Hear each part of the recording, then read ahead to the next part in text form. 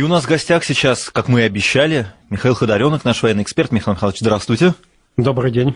И, как мы и обещали, сегодня истребитель 5-го поколения, наконец-то. Да, мы, в общем-то, всегда выполняем данные ранее обещания.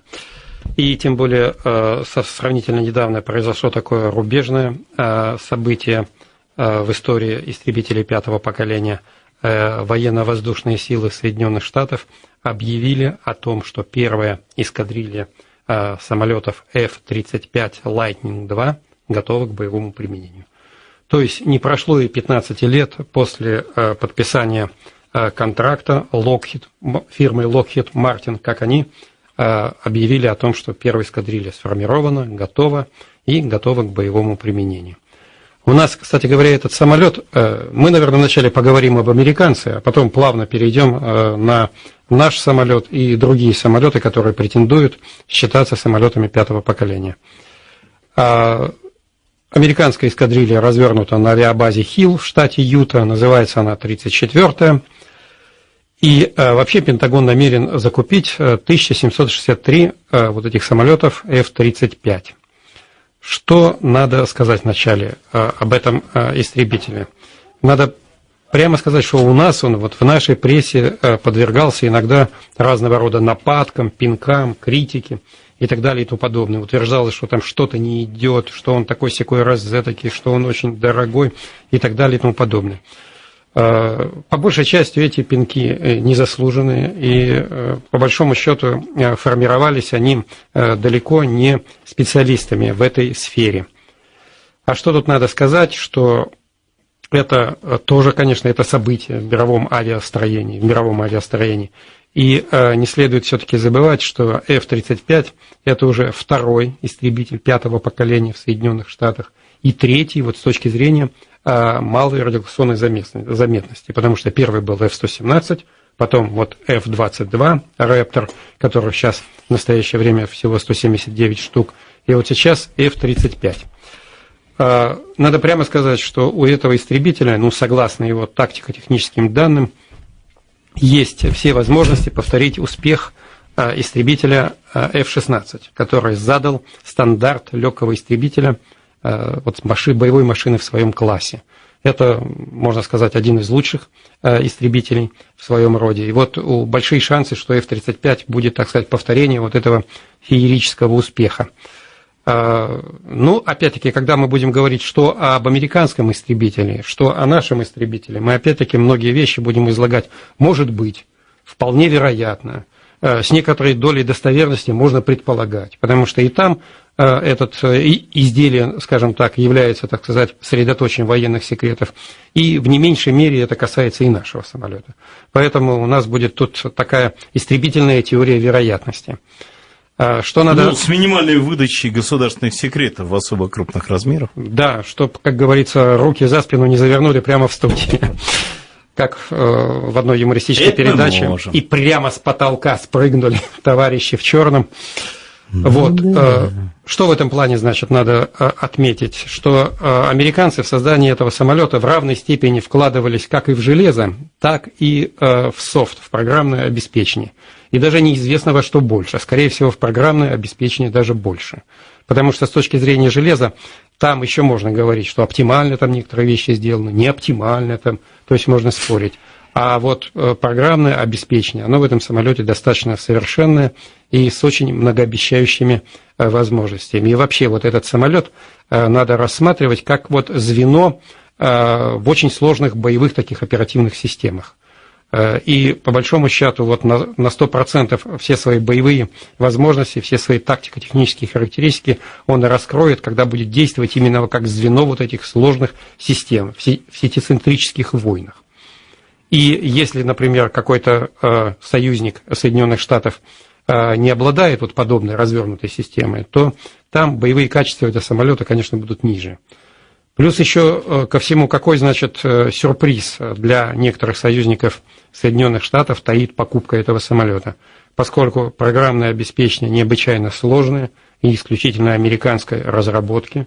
Те американские товарищи американцев, которые будут себя вести неправильно, достаточно одного поворота ключа, как говорится, чтобы этот самолет стал не 5-го поколения, а там, к примеру, 3-го. Вот. Ага, вот так это То есть работает. у американцев это всегда так работает, практически всегда. То есть неправильно себя ведешь, поворот ключа, и ты уже находишься совершенно в другой нише боевых возможностей. Как удобно. Нам, конечно, взять на заметку это. Ну, я думаю, у нас это взято давно.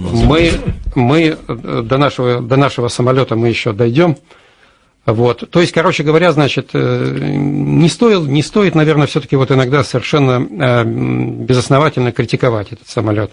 Он имеет, значит, шанс вот повторить успех F-16. Вот так, во всяком случае, к такому мнению, значит, приходят специалисты.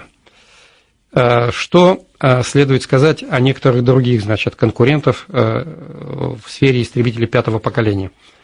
Ну, для начала надо отметить, что вообще вот как-то вот с этими названиями заморачиваемся только мы и американцы, 5-е поколение. Вот европейцы, они как-то не очень склонны делить свои машины, значит, по поколениям. И у них подчас достаточно трудно, значит, сказать, собственно говоря, вот Еврофайтер. А почему? Ну, это вообще как и всякая классификация, но она очень условна. Там, поскольку, значит, вот давайте быстренько, значит, навскидку, как говорится, переберем основные черты, значит, истребителя 5-го поколения. Это кардинальное уменьшение заметности самолета в радиационном и инфракрасном диапазонах. Это многофункциональность, то есть в его высокая эффективность при поражении там, воздушных, наземных, надводных целей. Наличие круговой информационной системы. Вот это очень характерно для F-35. То есть там, например, пилот получает информацию от всего только что можно получить, значит, там, и от космических систем, и от самолетов Е-3, и от самолетов Е-8, которых у нас вообще в принципе нет, и от наземных центров, значит. И, собственно говоря, пилот за штурвалом этого самолета владеет обстановкой в радиусе много сотен километров. То есть он очень информирован. Он очень информированный, плюс ко всему, значит, вот этот совершеннейший софт, то есть программное обеспечение, оказывает ему в этом плане, большую помощь. Во многих случаях работает за него. Вот, а это очень важно. В конце концов, вот этого правила, которое действует в воздушном бою со времен Первой мировой войны, что первый увидел и, значит, победил, вот, в этом самолете это реализовано наиболее в полной возможности. Ну вот далее еще полет на сверхзвуковых скоростях без использования форсажа. То есть двигатель должен обладать такими возможностями, что в бесфорсажном режиме развивать сверхзвуковую скорость, например. Сверхманевренность, там, способность осуществлять всеракурсный обстрел целей в ближнем воздушном бою. А как вот на сверхскоростях еще и ближний воздушный бой ведешь? Стоп. Вот мы невероятно. Сергей, вы немножечко опережаете, так сказать. Да. Вы немножечко забегаете впереди, значит, это... Паровозы практически. Да. Мы еще сейчас вернемся, значит, к детальному разбору этих качеств. Вот. Ну, потом там аэродинамика, значит, должен, значит, оказывать помощь в пилотировании, значит, автоматизированная система управления должен обладать на уровне решения тактических задач, значит, иметь там экспертный режим в помощь летчику и, значит, очень много. Вот так. Но вот некоторые все-таки, вот о чем вы только что говорили, значит, некоторые вот эти отличительные черты 5-го поколения, представляются, например, надуманными. Скажем так, до определенной степени надуманным. Вот, например, возьмем малую радиационную заметность. С одной стороны, вроде как она должна присутствовать, правильно? А с другой стороны, значит, когда пилот включает бортовой прицел радиационный, то, по большому счету, какая уже тут после этого заметность, если он начинает работать в эфир, как говорится, светить всеми своими там ваттами, мегаваттами. Всеми фибрами своей души, да, как говорила моя мама. То есть радиационная заметность, значит, уже тут нет. Это вовсе не означает, что над этим вопросом не надо работать. Но, тем не менее, значит, это немножечко надумано. Или, например, до определенной степени, скажем, надумано. Или, например, полет на сверхзвуке, значит, в крейсерском режиме. Ну да, может быть, это даже и неплохо. Но, опять-таки, значит, вот как-то специалисты с трудом себе представляют, как можно на сверхзвуке, о чем вы только что говорили, применить, например, оружие, произвести запуск там управляемой ракеты. Тем более, значит, истребитель 5-го поколения, он должен, все у него оружие должно находиться внутри корпуса и закрываться, значит, створками.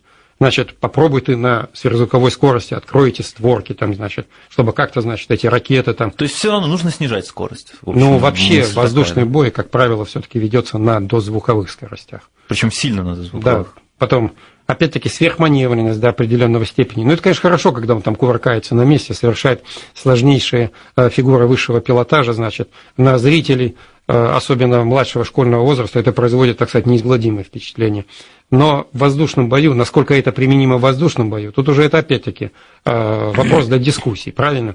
Поскольку, значит, опять-таки, кто первым увидел, тот и победил. Если у тебя есть информация, вот опять-таки, как мы говорили в круговую, да плюс, значит, это ты обладаешь малой радиационной заметностью, к этому вопросу надо вернуться, и у тебя есть все возможности увидеть противника раньше, то, наверное, сверхманевренность, она тоже не столь критична. Вот, наверное, вот так. Что еще, значит, тут следует сказать? Кто, собственно говоря, ну, у американцев, скажем вот так, все, второй серийный самолет, первая эскадрилья готова, значит. Мы напряженно, значит, работаем над истребителем 5-го поколения. Мы сейчас еще к нему не то чтобы вернемся, а мы, собственно говоря, еще даже не касались вопроса разработки нашего истребителя.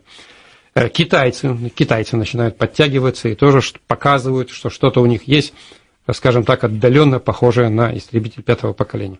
Но я вообще вот над китайцами бы не иронизировал никогда. У нас есть люди, которые любят, значит, это поглумиться немножко над китайской авиационной программой и, значит, рассказать о них какие-то там ужасные вещи, значит.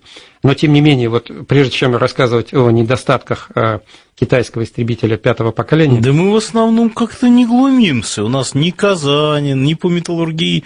Вот Юрий Петрович, Миша, у нас что-то недоглумление было. Мы с уважением обычно насчет говорим. Китая там это серьезные люди. Да. Это серьезный сосед. Это серьезные люди, значит. Да, у них в авиации, может, они еще, как говорится, не преодолели того разрыва, который существует между, так сказать, развитыми странами, но они пробуют, они пытаются, они постоянно... Да и скорость их преодоления очень впечатляет. Вот выплавка стали. Да. Там, фантастические. До 100 миллионов тонн они шли много десятков лет, а потом они каждый год прибавляли потом по они сотне, под половину выплавки мировой сейчас делают. Поэтому не надо никакой иронии по отношению к китайским разработкам. Да, сейчас они, возможно, в какой-то степени уступают, значит, там, американцам, нашим, значит, но они идут семимильными шагами. Денег у них, без всякого преувеличения, употребим это русское слово, прорва, значит, образованных людей, вагон, маленькая тележка и маленькая тачка, то есть образованных нет недостатков в специалистах, тем более получивших хорошее образование за рубежом. Поэтому вот запустить им эту программу все-таки рано или поздно они не то что дойдут вот до этих высот, но, может быть, даже и превзойдут. Может быть, да даже и мы им поможем. Да, ну, поработать с образованием и наукой, так как работает. Наш поток специалистов, уходящих в Китай работать, очень велик до сих пор.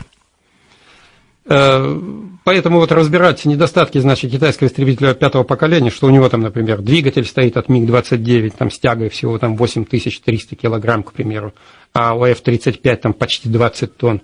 То есть, ну, когда такая тяга, уже совершенно очевидно, что он не поднимет нужного там запаса вооружения, топлива. Да работают.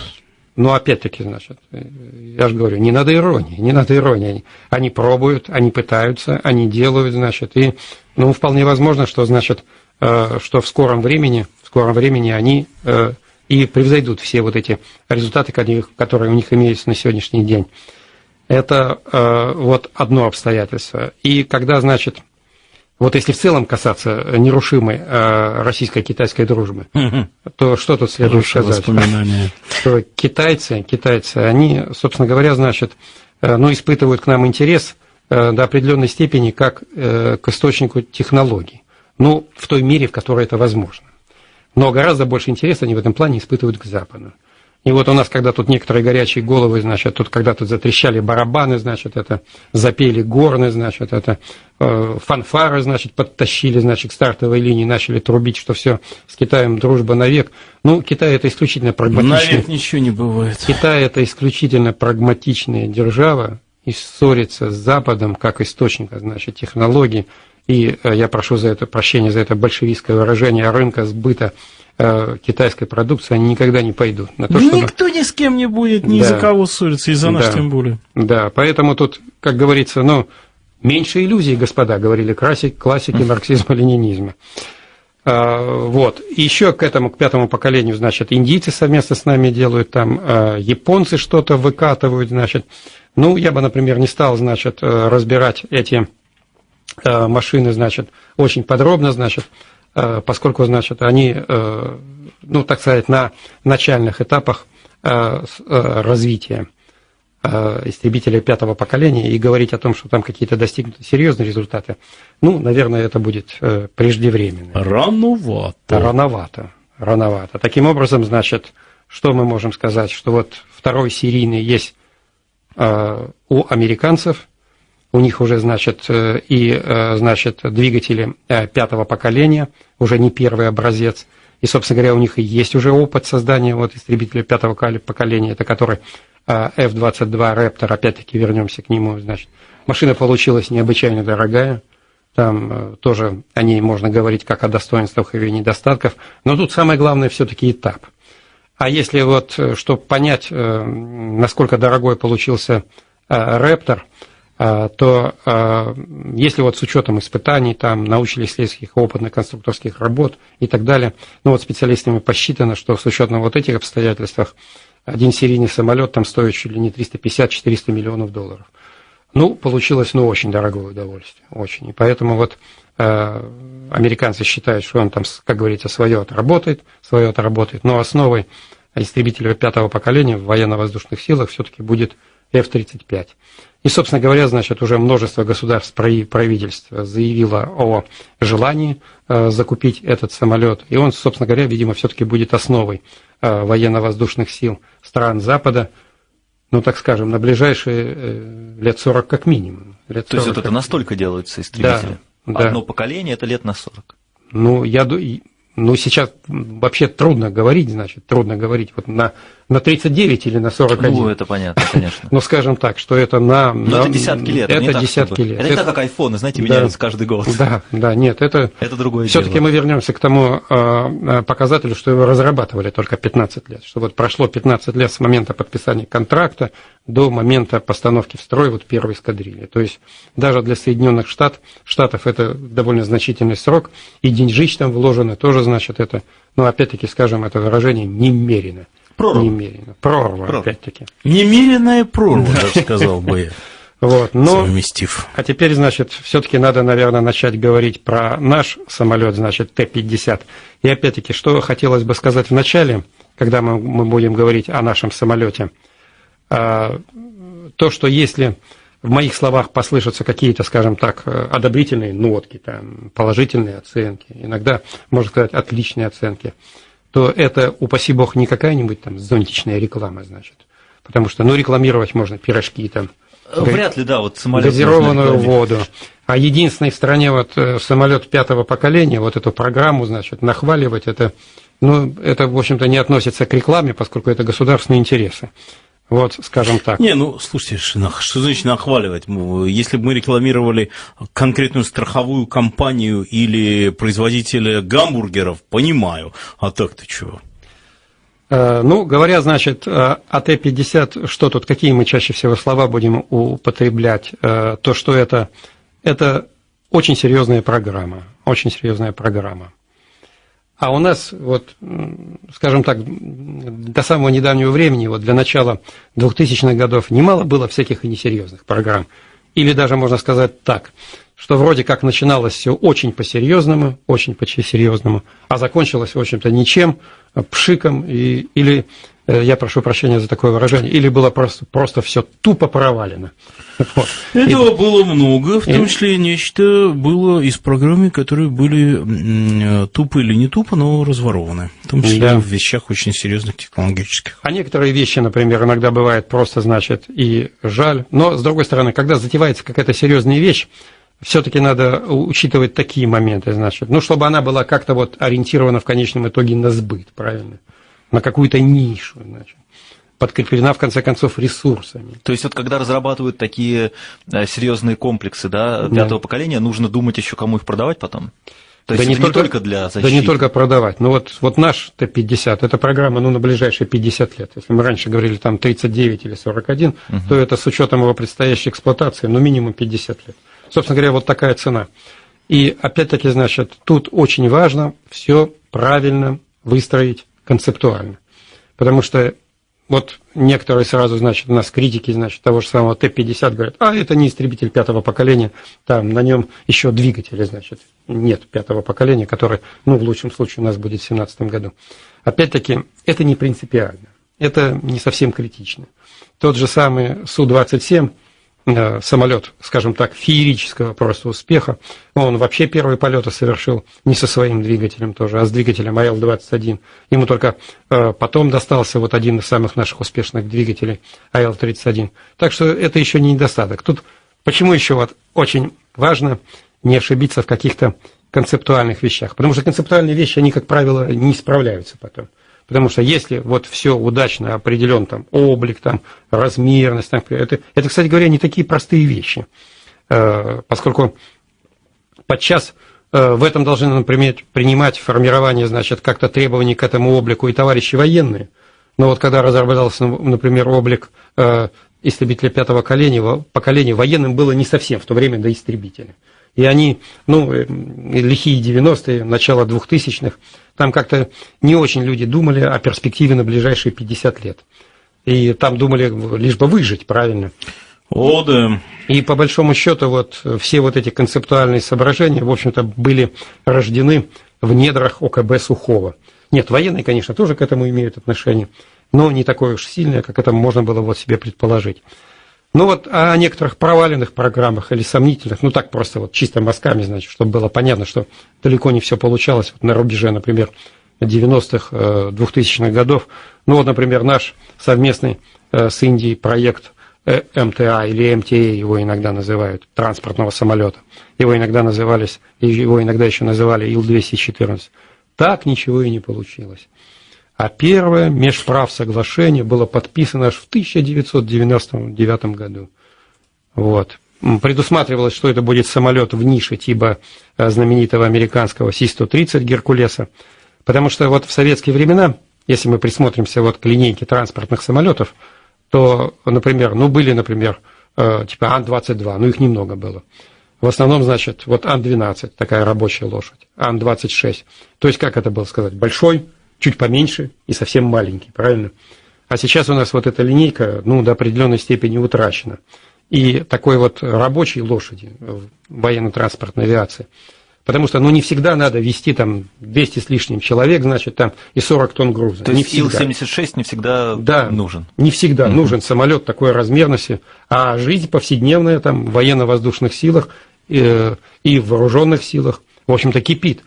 И иногда нужен самолет, помельче размером, вот типа Ан-12. Но на новом уровне, конечно, потому что Ан-12 создавался еще там в совершенно лохматые там советские годы. Но вот этот самолет, например, он мог бы, теоретически, быть заменой Ан-12. Но все было тупо провалено. Михаил Михайлович, сейчас надо сделать небольшую паузу, 5-5-3-3. Чтобы не провалить новость. Да, для ваших сообщений. Вернемся к нашим мутонам. Итак, наш истребитель 5-го поколения Т-50 – это очень серьезная программа. Она подкреплена ресурсами. Абсолютно понятна ниша этого самолета. И существует очевидная необходимость этого истребителя. И, в общем, серьезно подошли, все правильно спрогнозировали. И эта программа минимум на 50 лет.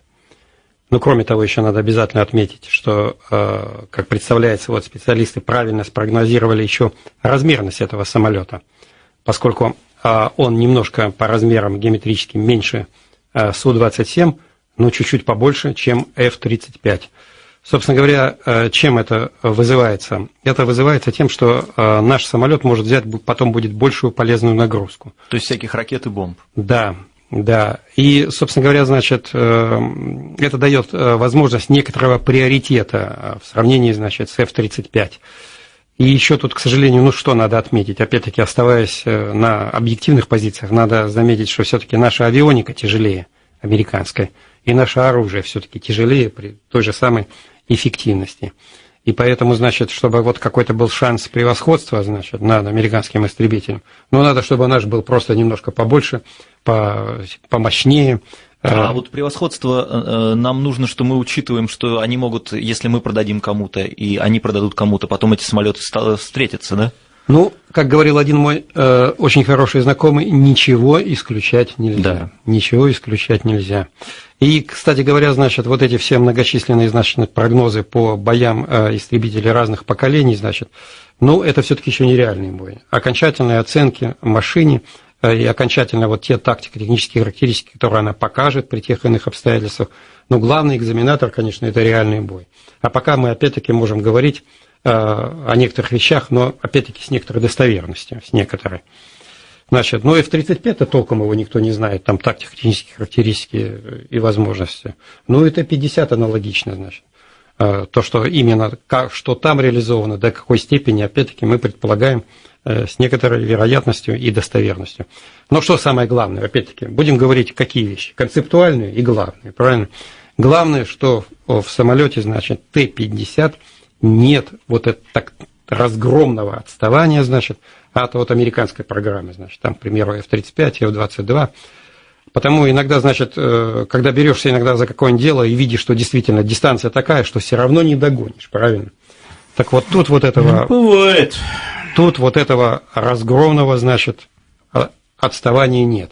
И к этой программе, значит, наши специалисты, в общем-то, подошли очень ответственно, значит.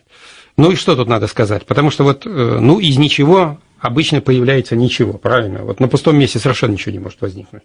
То есть никакой истребитель пятого поколения вот на пустом месте там, чисто там волевым приказом, постановлением ЦК КПСС и Совмина, он никогда бы не возник. Нужна база, нужен какой-то задел, нужен, причем задел достаточно мощный.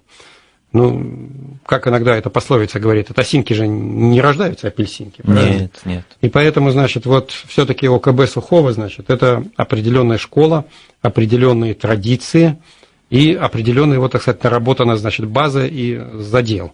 Ну, в ходе работы, например, над знаменитыми самолетами вот линейки Су-27, Су-30, этот задел был сделан вот решительно по всем направлениям. И, собственно говоря, он вот до определенной степени реализовался в Т-50. В Т-50. Ну, конечно, можно говорить сейчас о проблемах с двигателями, там, с авионикой.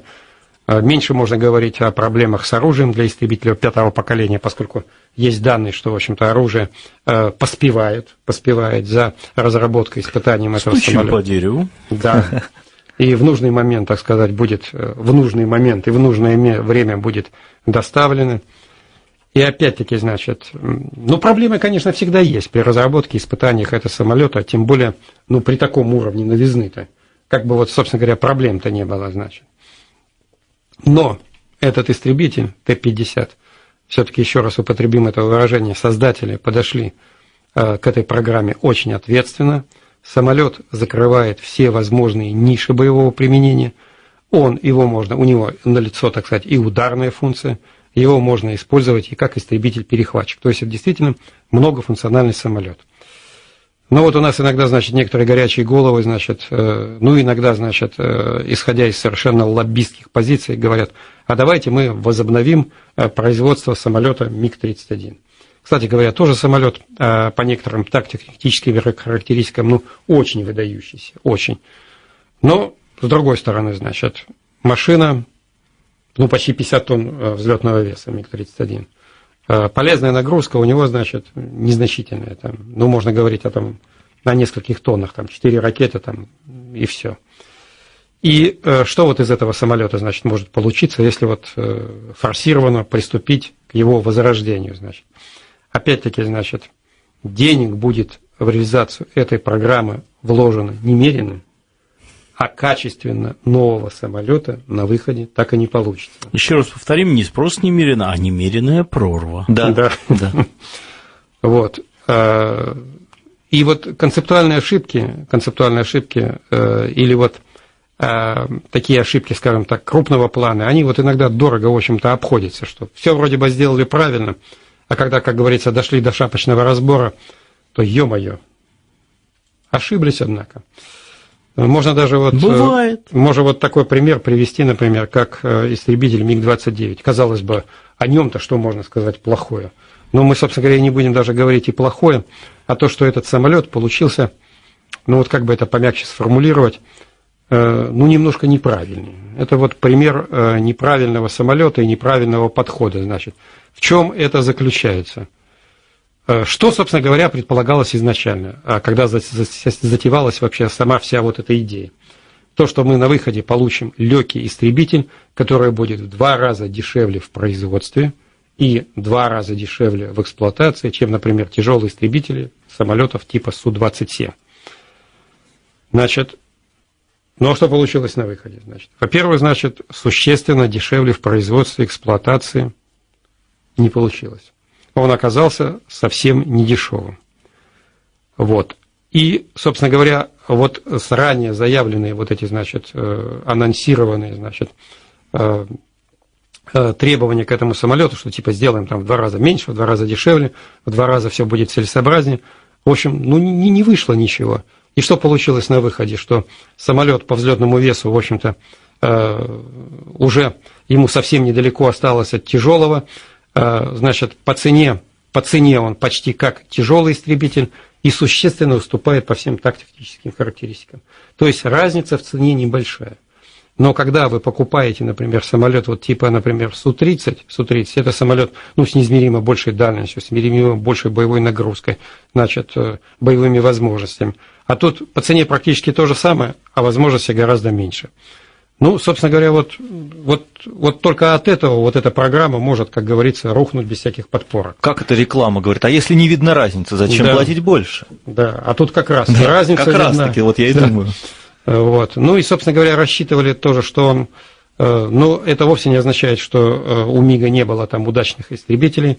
У МиГа были феерически удачные истребители. Это вот, например, МиГ-15, МиГ-21.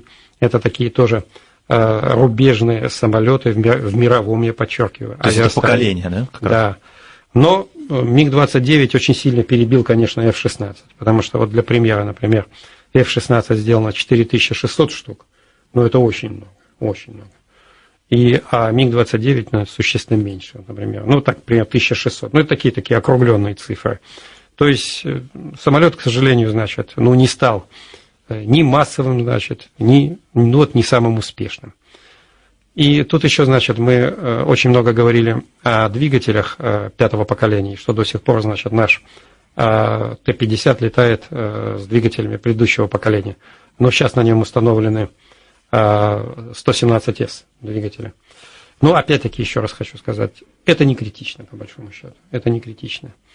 Двигатель сейчас 5-го поколения на этапе доводки. Ну и мы уже говорили в предыдущих передачах, что сделать двигатель это гораздо сложнее, чем сделать самолет. Вот.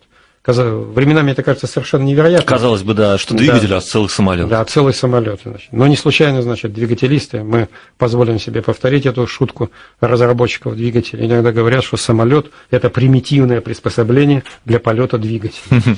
Вот. И вот с двигателем никаких шуток не получается, никаких ни прорывов, там, что типа, значит, 5-летку в 4 года и так далее. Ну, во-первых... Ну, в 4 года 5-летку можно, то какие результаты?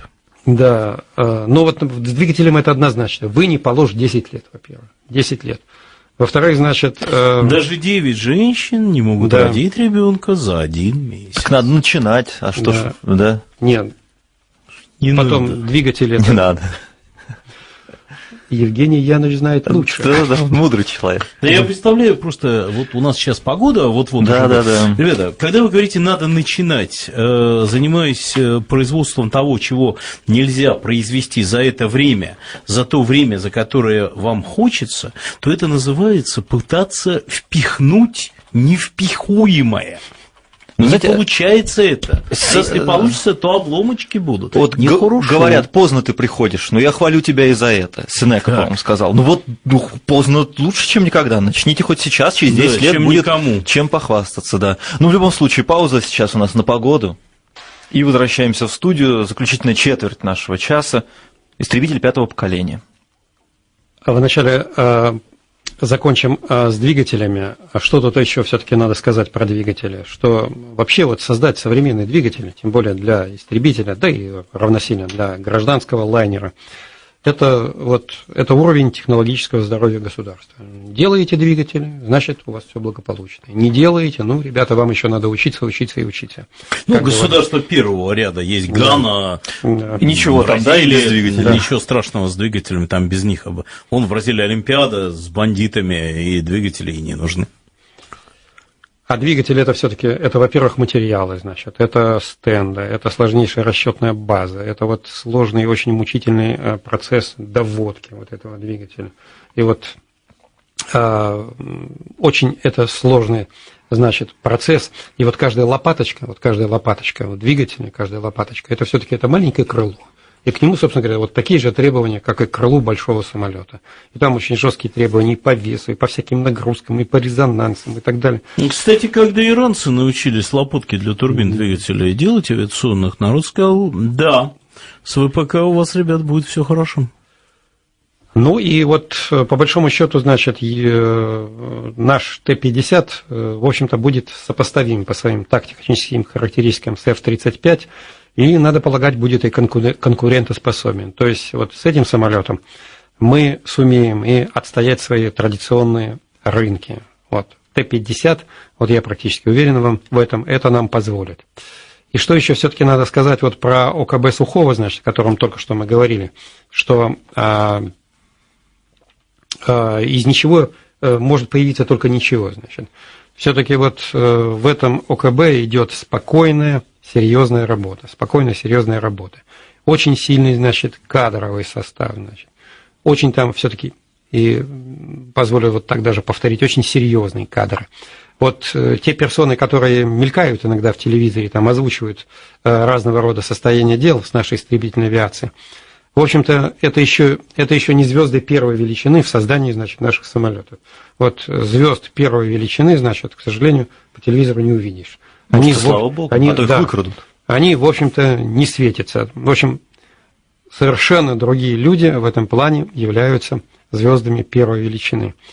И вот кадры себе ОКБ Сухого начинают подбирать еще начиная со школьных олимпиад. То есть именно они там выявляют талантливых 9-10-классников, значит, без всякого, значит, иронии, скажем, переманивают к себе, значит, сулят какие-то перспективы, значит. И что можно сказать в этом плане, значит, что вот люди в ОКБ Сухого, значит, смотрят очень далеко вперед. Потому что когда ты себе школьника, значит, это определяешь для обучения в МАИ, а потом с перспективой, чтобы забрать его на работу в ВКБ, ну, это же на сколько лет надо глядеть вперед и, ну, собственно говоря, как заниматься с этой молодежью. Но это только тот подход, значит, который, ну, возможен в этом плане. Поэтому и получаются некоторые вещи, когда начинают отслеживать молодых людей, уже начиная, там, например, с 9 класса, с проведения разного рода олимпиад. И вот когда уже видно, что вот из этого человека, например, ну, может получиться авиационный конструктор. А это, опять-таки, штучный товар. Может, 1 из 100, 1 из 150, а может быть, даже и меньше. Вот, нынешних школьников, значит, может отработать вот в ОКБ и принести вот благо, работать на благо Родины именно вот в этом качестве. Поэтому вот и так тщательно подбираются кадры в ОКБ Сухого. То есть, позволю себе опять-таки повторить это выражение, что идет спокойная, серьезная работа по созданию истребителя 5-го поколения. Конечно, кое в чем, значит, мы отстаем от Соединенных Штатов, причем мы традиционно отстаем. Мы, к сожалению, всегда были догоняющей стороной. Ну, так просто исторически сложилось. Это не в том плане, что, так сказать, что-то плохое хочу сказать о нашей промышленности, о наших самолетах. Ну, просто вот так объективно сложилось, что, например, ну, мы вот, например, серьезно все время уступали Соединенным Штатам, например, ну, в номенклатуре, значит, авиационных средств поражения. Номенклатуре, их тактических характеристиках. Да, иногда у нас что-то получалось, но чаще всего, кстати, ну, мы были в этом плане догоняющей стороной. Ну и сейчас, к сожалению, вот это отставание, оно все незначительное, но есть. Это вот, например, касается и так называемых бомб малого диаметра, и новых вот ракет американских типа «Амраам», которая там в 2 раза меньше, но тактико-технические характеристики там ее в 2 раза больше. Вот, традиционно мы отстаем в радиоэлектронной аппаратуре. Вот. Ну, иногда у нас вот разносятся там голоса, там призывы, а давайте все это там типа у себя вот делать радиоэлектронную аппаратуру. Да, конечно, с одной стороны призыв зажигательный, и вроде бы как так и надо делать, и все основа, так сказать, национальных разработок. Но не надо догонять там, где догнать не получится, вот это имейте. Да, наверное, все-таки эта проблема шире и сложнее. Почему? Потому что если мы будем, вот, например, в настоящее время заниматься, опять-таки, мы тут упираемся вот в две проблемы, значит, ниша, спрос, рентабельность. То есть, да, мы можем, например, сделать там образцы своей электронно-компонентной базы, но чтобы она как-то себя оправдала, ее надо выпускать, ну, со значительной серийностью. То есть, она должна стоять везде, начиная там стоять с часов там и так далее, вот как китайцы, например, выпускают вот именно в таких масштабах. А если у нас выпуск этой радиоэлектронной аппаратуры будет единичного качества, но она будет просто бриллиантовая по цене, Нет, конечно, какие-то вещи, исходя из интересов национальной безопасности, конечно, надо делать дома. Но, тем не менее, вот проблема с производством электронной компонентной базы, она гораздо шире, чем это может себе представить. Она упирается, ну, во многие, значит, экономические показатели. В первую очередь, конечно, вот в рентабельность ее производства, поскольку, чтобы она оправдала ее производство, но она должна производиться, скажем так, ну, совершенно немыслимых масштабах. Вот, то есть, вот говоря, значит, вот об этой программе, значит, Т-50, ну, что можно, так сказать, в качестве, значит, некоторых выводов сказать, что эта программа, значит, ну, от нее нет вот запаха авантюризма. Вот так даже можно сказать. И это хорошо, когда такие программы не пахнут авантюризмом. А потому что иногда, опять-таки, когда у нас это стучат в барабаны и говорят, да мы сейчас там через год, да через два, да мы сейчас как выкатим, да мы как выпрыгнем, то мало не покажется. И, к сожалению, вот, и даже есть вот достаточно современные... Полетят клочки по закоулочкам. Да. Сказка про лисичку. И начинают разбираться, значит, опять-таки, значит, а за ними там, как это, за ними пустота. Вот. И, собственно говоря, значит, что тут в этом плане надо обязательно сказать, опять-таки, прибегнуть к общему выводу какому-то, правильно? А общий вывод, значит, будет звучать у нас по самолету Т-50 таким образом, что у этого самолета, ну, скажем так, нет другого выбора, как повторить успех Су-27. Собственно говоря, вот мы... Что значит нет другого выбора, а если не получится? Нет. Ну, не выходит каменный цветок. Нет, пока есть шансы, пока есть уверенность в том, что этот самолет действительно вот выйдет на высоты Су-27. Конечно, мы пока, может, об этом немножко преждевременно говорить, пока идут испытания, значит, но пока вот есть такая уверенность. Сроки какие? Как ваша оценка? Ну, опять-таки, значит, вот трудно говорить что-то. И опять-таки, значит, как мы только... До бесконечности или Нет, что-то... это годы. Ближайшие годы, вот скажем так, ближайшие годы. 3 года, 5 лет, 25 лет. Нет, уложимся в 3. Вместе с двигателем, я полагаю, уложимся в 3, а может быть даже и меньше. И опять-таки, значит, ну это важнейший показатель, опять-таки, этот самолет будет нашей успешности у нас в сфере национальной безопасности. Ну, когда будет, тогда будет, потому что вопросов задают много. По ракетам, системам РЭП, по срокам, проблемам с прочностью, какой сегодня двигатель и какие продвинутые двигатели, ну, видимо, продвинутые слушатели, возможно, генеральный конструктор, я уж не знаю. Но еще раз повторяю, идея о том, что мы сейчас сядем, всем все ответим, выдадим все секреты Родины, и нас будут записывать просто с языком от счастья на плече все Центральное разведывательное управление, оно все неправильно. К огромному сожалению, иногда приходится наступать на собственную песню, и, по-русски говоря, наступать самому себе на язык, особенно когда говоришь о новой технике. Желание вовремя первым сказать самое, что ни на есть, лишь бы только забить полянку до тебя, это желание замечательное.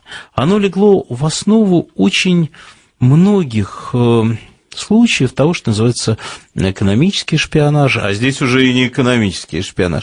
Поэтому я страшно извиняюсь перед радиослушателями, но секретов Родины сегодня точно выдано не будет. Ну, карма такая, ну, нельзя этого делать. Еще раз говорю, когда мы говорим о новой технике, то, что не объявлено, то не объявлено.